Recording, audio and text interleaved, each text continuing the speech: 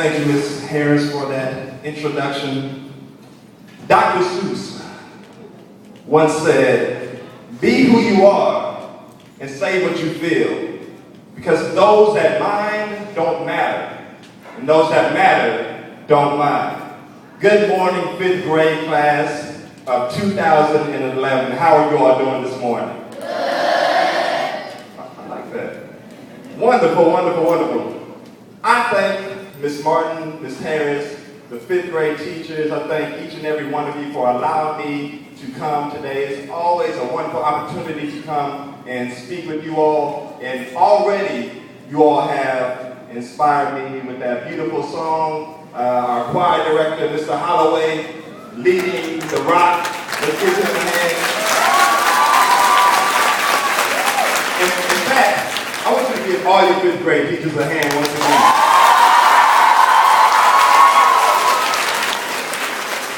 These family members, parents, grandparents, aunts, uncles, brothers, sisters, let's give them a hand. Of course, your principal and your assistant principal, Ms. Martin and Ms. Harris, let's give them a hand. And last but certainly not least, give yourselves a hand for making it. Amen. I'm sorry. I'm in the wrong place. We're in school and in church. But anyway, I remember when I was just a little bit younger than many of you. I was in the first grade. And I remember whenever I was in class, there was this lady that would come to my class and she would take me out. And we would go to this little office and she would make me repeat words after her. Whatever she said, she would make me say. Now at the time, I didn't realize what was going on. All I knew was that I enjoyed getting out of class. But later on, I realized what was happening. And the reason I realized this is because students, friends, peers, they started making fun of me. They would tease me. They told me that I couldn't talk right. They would laugh and point at me because of the way I said my words. Whenever I would try to have a conversation with them, they would act like they couldn't understand what I was saying. So I realized after that point that something was going on. I realized I had a major speech impediment. It was so bad, in fact, that people told my parents, the administrators told my parents that they wanted to put me in special ed because it was so bad. So as I looked at that, it hurt because I started to withdraw from people. I became very quiet. I wouldn't say anything. I wouldn't talk to anyone because I was afraid of people making fun of me. I started to doubt myself because of what other people thought about me. But then something happened. I started to remember the things that my parents always told me. How I could do anything that I wanted to do. How I could be anything that I wanted to be. How I could go anywhere that I wanted to go. And I started to take this advice to heart. I started myself working on saying my words correctly. I started myself working on my speaking ability. And a crazy thing happened. The same people that told me I couldn't talk are now the same people who are asking me to talk.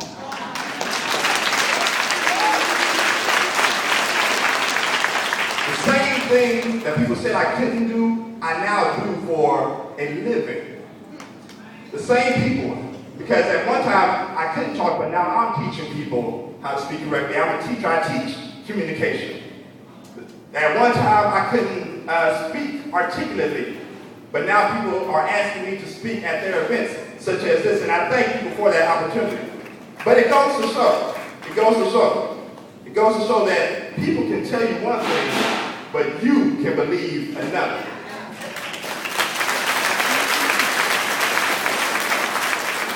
And some of you in this class have been through the same thing that I've been through, or maybe even worse. Some of you have been told what you couldn't do. Some of you have been told that you weren't smart enough. Some of you have been told that you weren't good enough. Some of you have been told that it wasn't going to happen, but guess what? Guess what? Say what? It's your time. It's your time for greatness, and today is your day. And today I want to remind you of the greatness that lies within you. And I'm not going to be long, I'm just going to give you 3 things that I want you to consider as you make your journey onto middle school. The first thing I want you to consider is that you need to learn how to take risks. How many of you all know what a risk is? So for those who don't know, and I will remind those who do know, a risk is like taking a chance. Some people might say it's taking a gamble. People who go skydiving or bungee jumping, they take a risk because there's a chance that they could pass. There's a chance that they could fail. And if they fail, it's not going to be very good for them. But the thing about risk is there's always a chance for failure.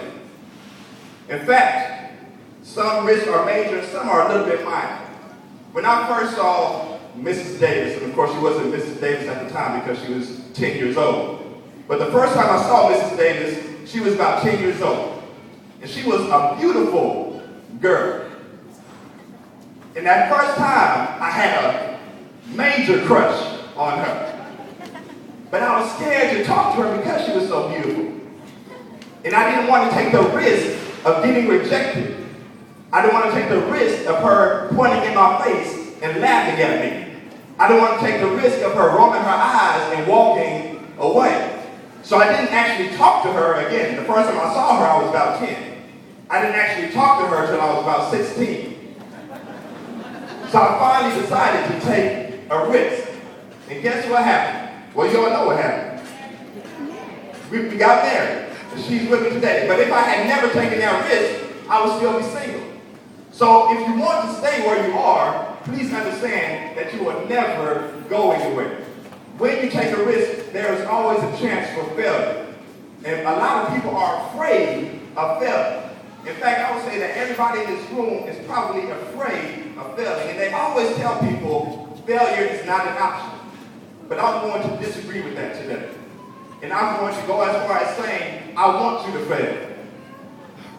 Now, parents, don't get upset and take your child out of the room. I'm going to explain my rationale for that. Here's why I want you to fail.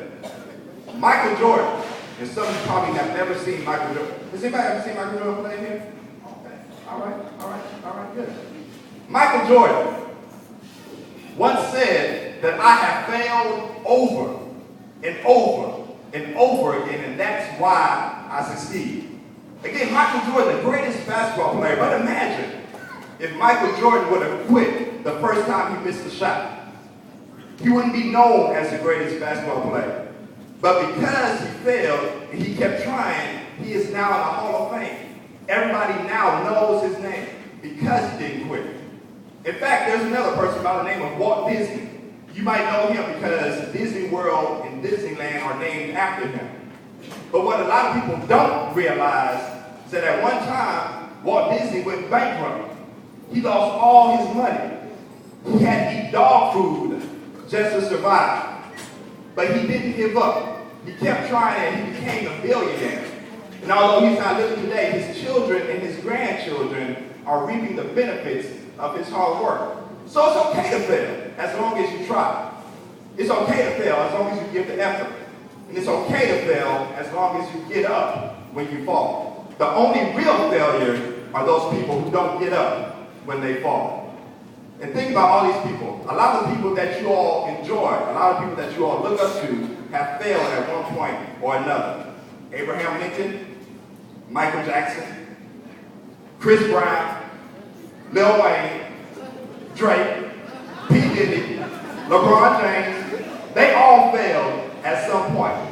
But they didn't give up, and that's why you know their names today. The last thing that I'm going to tell you is that you need to keep your eye on the future. Now, all of you, in fact, don't drive a car. And if you do, we need to talk to your parents. But none of you drive a car.